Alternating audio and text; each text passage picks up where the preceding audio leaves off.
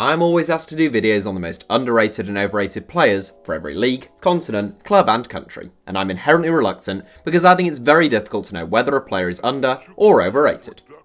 It often seems to me that a player can develop a reputation of being underrated up until the point where they actually become overrated, and then there are players who aren't rated either way because they're just not widely known players, and some would, and some wouldn't call that being underrated. It's all very messy.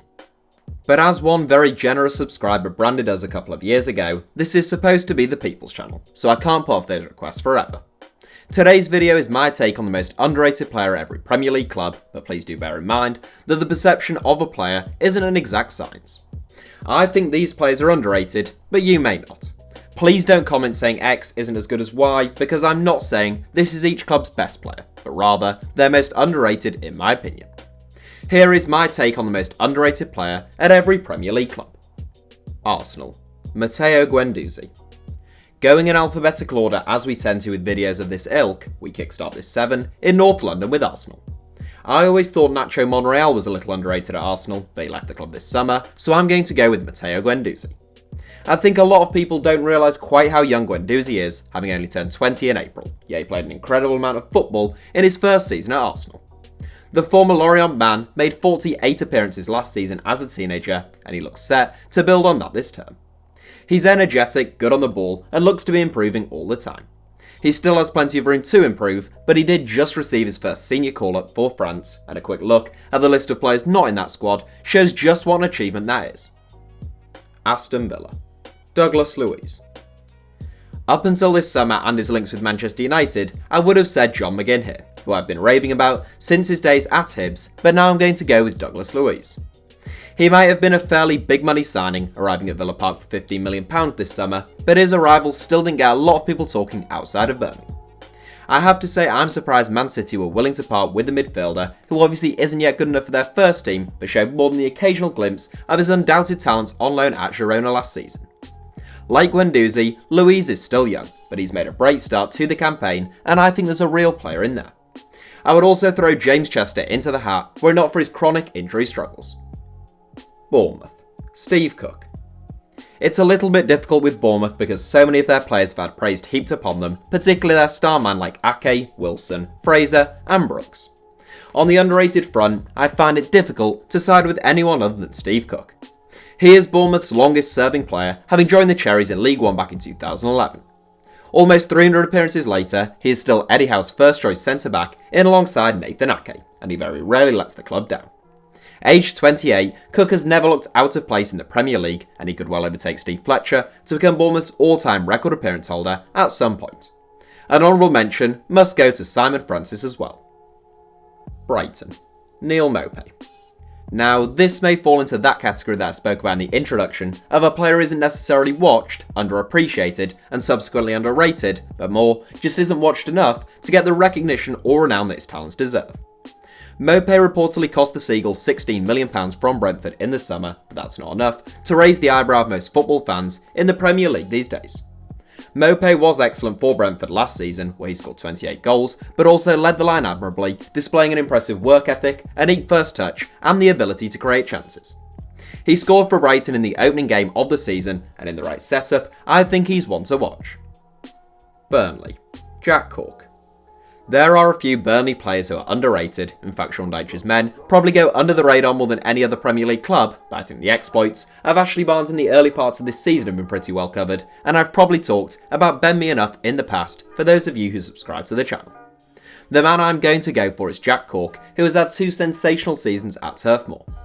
Burnley have made Swansea look a little bit silly since signing Cork for an initial £8 million, and while Swansea were relegated in their first season without him, Burnley finished in the Europa League places. A thoughtful and industrious midfielder, Cork is the classic fit of an underappreciated footballer, doing lots of the dirty work and keeping things ticking, 2 tasks that rarely get bums off seats. Nevertheless, he's very good at both and is a touch unfortunate not to be a part of the England squad. Chelsea, Kepa Arrizabalaga. There are a few candidates at Chelsea, and I would like to mention both Antonio Rudiger and Jorginho. Rudiger is a very good centre-back who makes Chelsea a far better defensive unit, while some of the criticism of Jorginho last season was way over the top and made him a real candidate for this video. In the end though, and I'm going to go with another player who's faced no lack of criticism, and that man is KEIKHOU Arrizabalaga.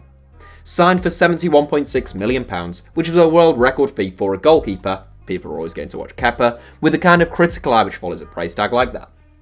He wasn't perfect last season, but he did a lot more good than he did bad, and one would do well to remember how long it took David De Gea to adjust to life in the Premier League.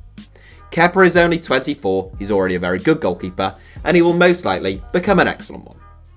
Crystal Palace, CHEIKHOU KOUYATE. Again, I felt a little spoilt for choice when it came to Crystal Palace, and I feel I ought to mention Jeffrey Schlupp.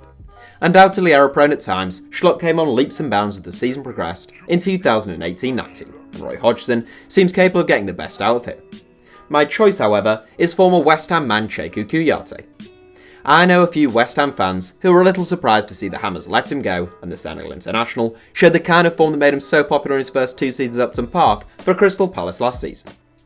Capable on the ball, tenacious in the tackle, and tireless in his running, KOUYATE is a key man for Roy Hodgson, but is rarely talked about outside of South London, so he's my choice for Crystal Palace. Everton. Fabian DELPH. I have long felt that Fabian DELPH is an underrated footballer, and I'm not about to pass up on the opportunity to voice that opinion once more here. The moans and groans every time Fabian DELPH made the England squad, despite the fact that he was actually getting game time in a Man City side that was making a mockery of the Premier League, always seemed to be a bit bizarre to me. DELPH played 89 games for Man City, including 29 appearances, in their Centurion season, and you don't play that many games under a certain Pep Guardiola without having a bit about you. DELPH has a lot about him, he's tenacious, he's got a good engine, and he can carry the ball forward with intelligence and intent. I said for some time that he'd be a regular for anyone outside of the top 6, and I think he was an absolute snip for Everton in the summer for an initial £8.5 million and a potential £10 million. Leicester City. WILFRED NDIDI. I actually think you could make a good case for Jamie Vardy here, given that only Harry Kane, Sergio Aguero and Romelu Lukaku have scored more Premier League goals than the Englishman in the last 5 years, and I don't think he's quite held in as high regard as he ought to be. My choice is WILFRED NDIDI though, who is another player who excels in doing all the work that people tend not to notice. He's smart, hard-working, and brilliant at winning the ball back. Replacing N'Golo Kante would be a daunting and thankless task for any player, but there are few players better than Ndidi in doing what Kante did best at the King Power Stadium. Ndidi is only 22, and I'd be amazed if he wasn't playing Champions League football within the next few years. Liverpool. Joel Matip. When people look at this brilliant Liverpool team, Alisson, Virgil van Dijk, the 2 fullbacks, and the front 3 unsurprisingly take all the plaudits. You may notice that skips the entire midfield, and I toyed with going for either Jordan Henderson or Fabinho here. Henderson was superb last season and deserves far more credit than he received, whilst I think Fabinho suits the Reds' style of play down to the ground. They almost seemed too obvious though, which got me thinking maybe they're not quite as underrated as I believed. Instead, I'll go for Joel Matip. In alongside Virgil van Dijk, Matip can sometimes seem like an afterthought, but he's had an excellent 18 months. At times, during the run-in last season, Matip was as important to Liverpool as his centre-back partner, putting in some really commanding performances at the back. He's far from Liverpool's most talented or most important player, and he will inevitably be phased out to make room for Joe Gomez at some stage, but Matip is still the Reds' most underrated player in my book. Manchester City. RIYAD MAHREZ. Selecting Manchester City's most underrated player is a little tricky, since almost everyone acknowledges just how brilliant their entire squad is. This time last year I'd have said Bernardo Silva, but I think that's all changed after the season he had. Then I started eyeing up Ilkay Gundogan before I thought of RIYAD MAHREZ. MAHREZ isn't just underrated, he actually comes in for a fair amount of flack, sometimes even from Man City fans themselves. Once again, you don't get games in this City side without being a bit special, and MAHREZ played 44 games last season. He recorded 11 goal contributions from 14 starts in the Premier League last season and made 26 goal contributions in all competitions. Per minute played, that actually made him one of the most effective forwards, not just in the Premier League, but in Europe. I still think Raheem Sterling and Leroy Sané are superior talents, but MAHREZ is a very good footballer and the most underrated at the Etihad right now. Manchester United. Daniel James. This was maybe the hardest decision in this entire video, since there is a lot of mediocrity in this current Manchester United squad, and of the outstanding talents, all are well documented. Some would make a controversial argument in favour of Paul Pogba, but I think most sensible people are aware of his talents when he's at full tilt. I think United did some very good business this summer, but whilst most acknowledge the talents of Harry Maguire and certainly Aaron Wan-Bissaka, Daniel James is maybe the one who has gone a little under the radar. I wasn't actually sure if James would play games this season, but Ole Gunnar Solskjaer clearly likes the energy and intent he brings to the right flank. James seems to be representing the old Manchester United style of pace, width and directness, and he could help United become a really dangerous outfit on the counter-attack, so he is my pick. Newcastle United. Martin Dubravka. If you think Fabian Schär is underrated, then he's probably the best shout at Newcastle United, but that seemed a touch obvious, and I think he's received plenty of plaudits in the early parts of this season.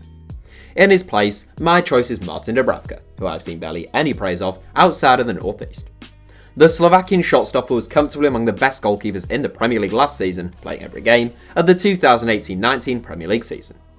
He was named as the Northeast Football Writers Association Player of the Year for 2018, and deservedly so.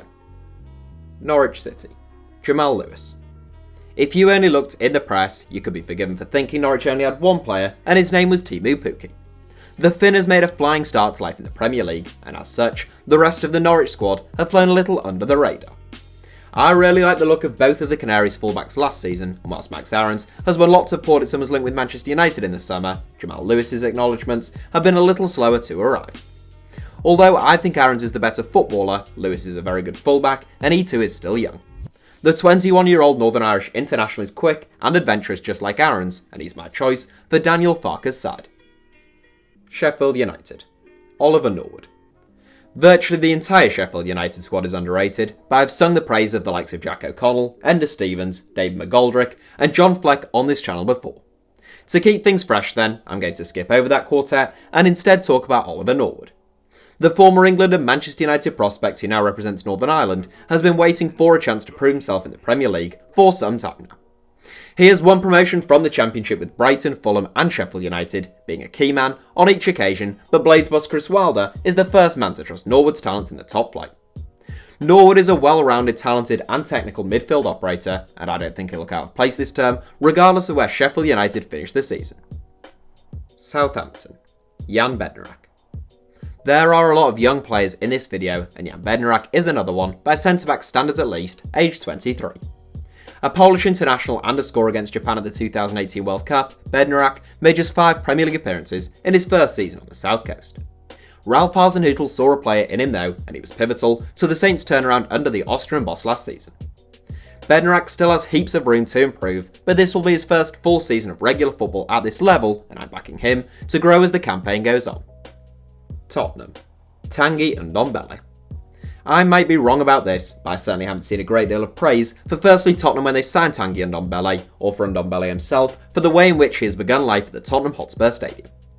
Cases can be made for Moussa Sissoko, Davinson Sanchez and Harry Winks, all of whom are underrated by a large number of people I think, but then I also think that Ndombele is the best of the lot. The 22-year-old has made a rapid ascent from the second tier of French football to signing for Champions League finalists, but he could well be one of the best players in North London this season. Athletic, driven and technically very good, Ndombele gets the ball into forward players at speed, and his talents should become more and more obvious as he begins to develop a relationship with his teammates. Watford. Craig Cathcart. They may have had a tough start to the season and an early managerial change in true Watford style, but Watford do still have a number of underrated players. There are 3 or 4 players I could have chosen from, but I think the one who gets the least credit is probably Craig Cathcart. Yet another Northern Irishman, there must be something about Northern Irish players that makes them underrated. Cathcart joined Watford from Blackpool in the Championship back in 2014. He won promotion in his first season at Vicarage Road, and he's been a regular fixture ever since, barring a knee injury which ruled him out of most of the 2017-18 season.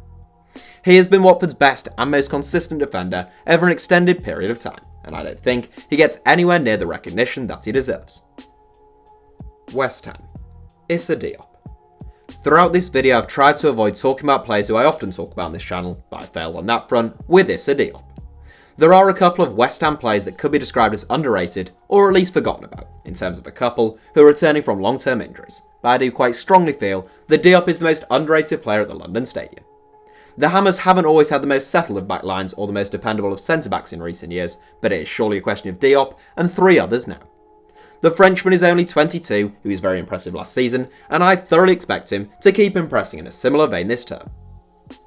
Wolves. Jonny. Wolves were showered in praise all last season, and rightly so given that they finished in a Europa League spot in their first season back in the Premier League, but that makes it a little trickier to pick out an underrated player. I do feel as though there is one though, and that man is Jonny. Whilst his opposite fullback attracted all the plaudits, I thought Jonny actually looked like the better player whenever I saw Wolves in action, albeit both impressed. A creative and adventurous left-back, Jonny won 3 caps for Spain last year, but he's rarely cited as one of the primary reasons behind Nuno Espirito Santos' side recent successes. That's it for today's video. Congratulations on making it to the end of the video. Since you've got this far and in exchange for eternal good luck and happiness, why not subscribe and turn on notifications for the ever brilliant HITC Sevens. Also, for mobile users, if you click on your screen now there should be some suggestions of other videos YouTube thinks you might like. And I agree with YouTube. If you're watching on desktop, they should appear of their own accord. Thank you all for watching, give us a like if you enjoyed the video, and I hope you have a brilliant day.